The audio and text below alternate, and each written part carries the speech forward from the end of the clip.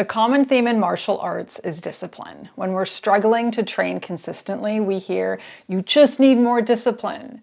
But maybe we don't. Maybe it's not about discipline at all. Maybe something else is going on.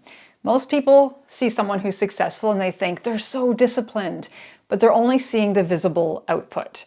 They're not seeing the supportive environment, the healthy relationships in that person's life, a low level of friction in their lives, adequate sleep, financial stability, which absolutely matters, meaningful goals, realistic expectations, previous experiences of success, which makes a huge difference, and strong self-trust. They're not seeing all the things that make showing up easier to do.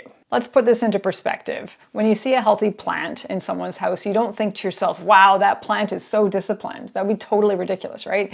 You think, oh, that plant, it has a supportive environment. It has, regular watering, a good source of light, healthy soil, an environment that supports growth for that plant, an environment that allows that plant to be successful. Now go back to the successful person. What you're seeing is repeated action over a long period of time. What you're not seeing is all of the invisible factors underneath that. So here's an activity for you. The next time you see a disciplined person, ask yourself what conditions made that behavior possible. Play detective, okay? Because people who train consistently often look disciplined. They do, but that doesn't mean that discipline is the thing that caused the consistency. Maybe those people trust themselves. Maybe they enjoy their training. Maybe they have supportive partners. Maybe they have realistic goals. Maybe they have systems that fit their life and allow for that high level of training. The discipline narrative that is so pervasive in martial arts and in the whole self-improvement niche in general, it implies that there's something wrong with us if it doesn't work.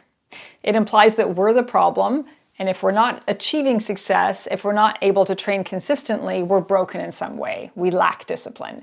But what if we're not broken? What if we're just a plant in an unsupportive environment, desperately needing water and good soil and light? Let's think about martial arts. When you train in martial arts, here's what you're actually building. Self-trust. Trust in yourself. Trust in yourself that you can keep learning. Trust in yourself to keep adapting no matter what comes up. Trust in yourself to keep getting back up. And that relationship gets stronger through action. Not through thinking about it, not through writing affirmations in a journal, not through reading self-help books or watching YouTube videos, through action. So here's what it looks like. Let me get out my trusty whiteboard here. So you take a small action, okay, and that builds evidence that you could do the thing, which then builds self-trust, which leads to more action, which leads to more evidence in yourself that you could do the thing, which builds more self-trust. Okay, motivation. Let's talk about motivation because that's something people talk about a lot and say, oh, you just need more motivation, that kind of thing. Motivation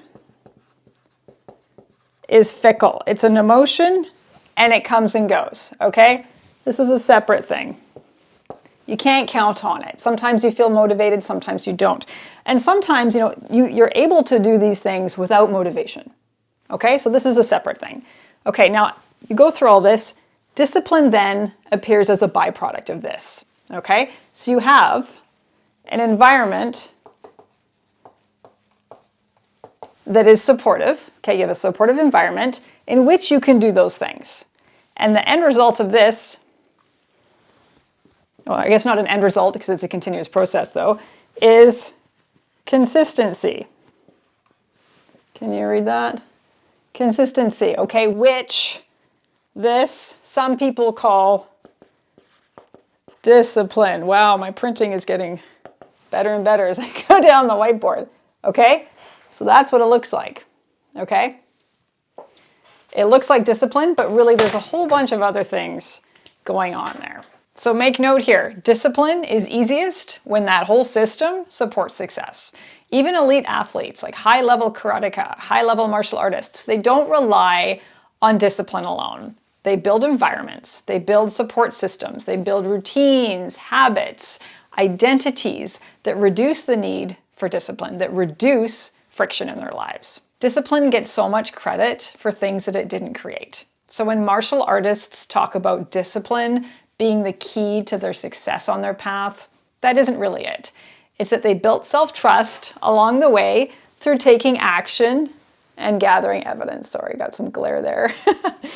And then when that happens, you don't need to impose rules on yourself. You don't need discipline, right? Because you've already built a system that supports that process.